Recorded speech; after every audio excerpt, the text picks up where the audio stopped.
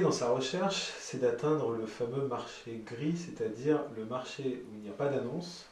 Et on parle parfois de 80%, c'est ça, Oui, c'est 80% énorme, des le offres marché caché, exactement. qui ne sont pas publiées. Alors, je crois que la technique, c'est le réseau. Quels sont les conseils que l'on peut donner pour activer son réseau? Alors, la technique, effectivement, c'est de proche en proche atteindre sa cible en utilisant son réseau. Donc, on parle de son réseau primaire, donc ce sont les gens que je connais, qui peuvent être des personnes avec lesquelles j'ai travaillé, des fournisseurs, des clients, des éléments, des personnes qui sont dans des associations, dans des clubs que j'ai fréquentés ou que je fréquente, dans des anciennes écoles. Donc, c'est intéressant de cartographier déjà son réseau primaire. Et puis après, en fonction de la cible qu'on veut atteindre, de proche en proche, aller actionner notre réseau secondaire, donc ce sont les contacts de mes contacts, puis après mon réseau tertiaire jusqu'à ma cible. Mais on ne fait pas n'importe quoi avec son réseau. Déjà, pour aller activer son réseau, toucher son réseau, il est important d'avoir un projet, des messages clés, une cible bien identifiée. Il est important aussi de savoir comment on va se présenter. Donc un réseau, un contact réseau, quand on arrive en entretien réseau, il est important déjà d'avoir une recommandation. C'est une personne d'un réseau primaire qui va peut-être vous donner contact avec une autre personne. Donc vous arrivez, ce que vous faites dans un premier temps, c'est de rappeler le lien de connexion. Je vous rencontre de la part de, ou j'ai eu votre contact lors de tel cocktail ou tel un.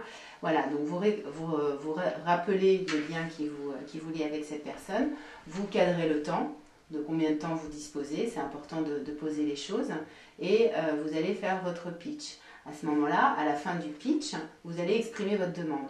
Donc avant d'aller en entretien réseau, il est important de savoir ce que vous voulez obtenir de la personne. Est-ce que vous voulez obtenir des informations sur un secteur, sur une entreprise? Est-ce que vous voulez valider votre projet? Surtout, ne demandez pas un job. Enlevez-vous cette idée que vous allez rencontrer un contact réseau pour lui demander un job. Déjà, si vous avez ça en tête, vous allez l'effrayer, il ne voudra pas vous rencontrer. Donc l'entretien réseau est là pour vous donner de l'information, pour vous donner des contacts ou pour valider un projet. Là, vous ouvrirez toutes les portes. Vous aurez des gens qui seront susceptibles de vous accueillir de façon à répondre à vos questions et vous ouvrir d'autres portes si vous les convainquez pendant l'entretien. En fin d'entretien réseau, il est important de conclure quand vous avez atteint le temps qui était imparti. Vous proposez à la personne, voilà, ça fait une demi-heure que nous discutons, est-ce qu'on peut continuer, voilà. Donc gardez la main, mais proposez, soyez concret par rapport au temps que vous aviez de disponible avec cette personne, vous la respectez, elle vous avait donné un certain temps, vous respectez ce temps-là.